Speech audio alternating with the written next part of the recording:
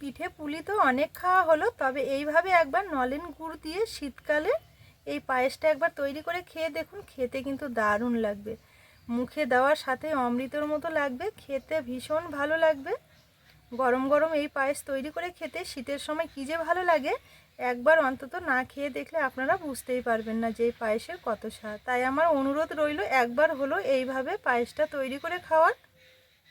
নমস্কার বন্ধুরা, নতুন পর্ব দেখার জন্য আপনাদের সকলকে জানাই স্বাগত। কাজলি ভিলেজ ফুড রান্নাঘরে প্রতিদিনের মতো আজকে আবারও নতুন একটা রেসিপি নিয়ে চলে এসেছি। আজকে শীতকালে নলেন গুড় দিয়ে নলেন গুড়ের পায়েস তৈরি করে দেখাবো।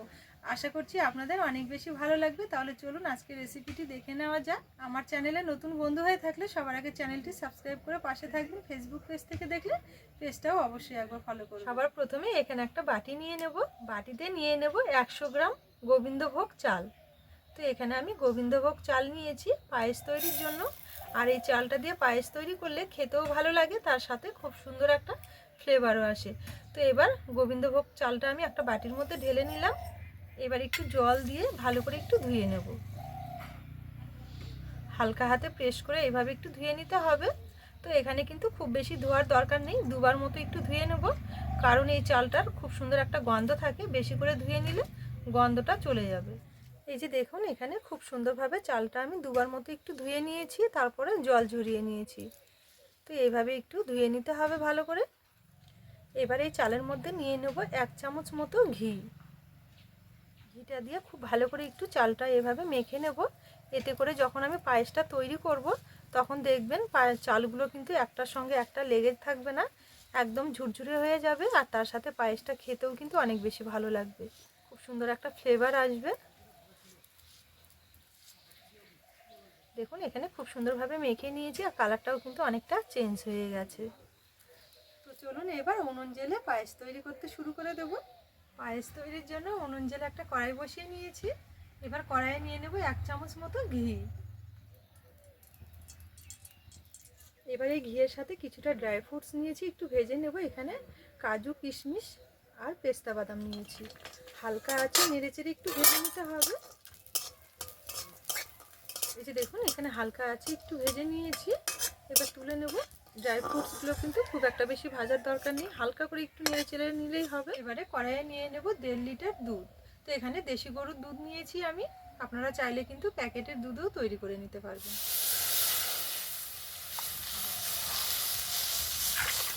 এবার দুধের মধ্যে দিয়ে দেবো 2-3টে ছোটো এলাচ, খুব সুন্দর ফ্লেভার আসবে পায়েসের মধ্যে, আর খেতেও অনেক বেশি ভালো লাগবে। নেড়ে চেড়ে দুধটা ভালো করে একটু ফুটিয়ে নেব। এই যে দেখুন, এখানে দুধটা টকবক করে ফুটে উঠেছে, ভালো করে একটু জাল করে নিয়েছি। এই সময় দিয়ে দেবো আগে থেকে ঘি মাখা গোবিন্দভোগ চালটা। তো দুধটা যখন দেখবেন ভালো মতো ফুটে উঠবে তখনই কিন্তু এইভাবে চালটা ছেড়ে দিতে হবে। এবার আবার একটু ভালো করে নেড়ে চেড়ে নেব। চালটা দেওয়ার পর কিন্তু ভালো করে কন্টিনিউ নাড়াচাড়া করতেই থাকতে হবে, না হলে দেখবেন নিচের দিকে লেগে যেতে চাইবে। এই যে দেখুন, এখানে আমি হালকা আঁচে জাল করে দুধটা অনেকটা ঘন করে নিয়েছি, আর চালটাও কিন্তু অনেকটা সেদ্ধ হয়ে গেছে। এই সময় দিয়ে দেব আগে থেকে কুড়ে রাখা একটু নারকেল কোড়া।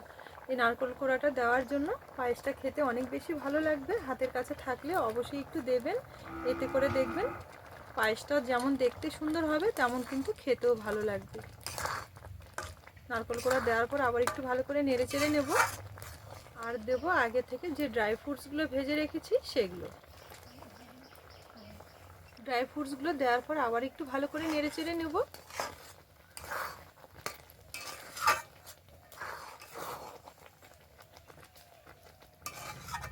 এবার দেব, এখানে আমি খেজুরের গুড়ের পাটালি নিয়েছি, তো এই পাটালি গুড়টা এবার দিয়ে দেব।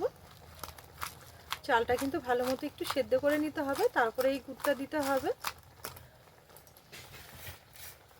এবার গুড়টা দেওয়ার পর আবার একটু ভালো করে নেড়ে চেড়ে নেব। এই গুড়টা দেওয়ার পর দেখবেন পায়েসটা কিন্তু অনেকটা পাতলা হয়ে যাবে।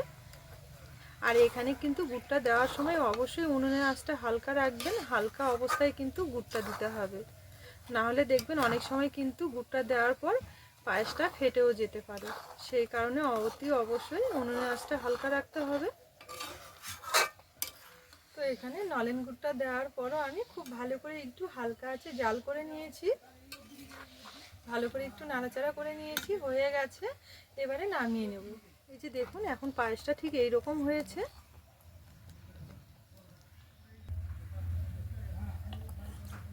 দেখুন এখানে পায়েসটা রান্না করে নামিয়ে নিয়েছি।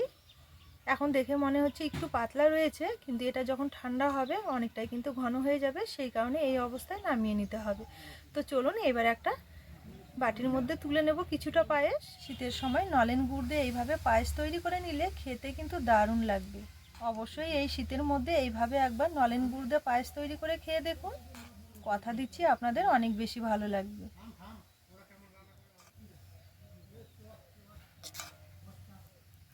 দেখতে কিন্তু দারুণ হয়েছে, খেতেও ভীষণ ভালো লাগবে।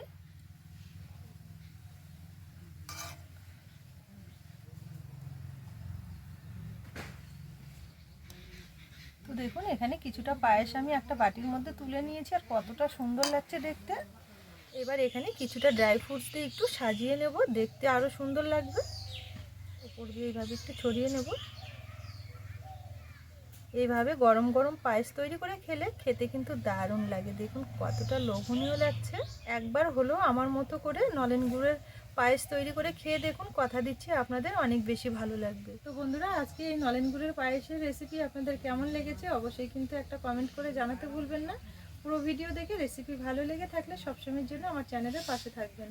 আজকের জন্য রেসিপি এখানেই শেষ করলাম। আপনারা ভালো থাকবেন, সুস্থ থাকবেন, দেখা হবে নতুন রেসিপির সাথে।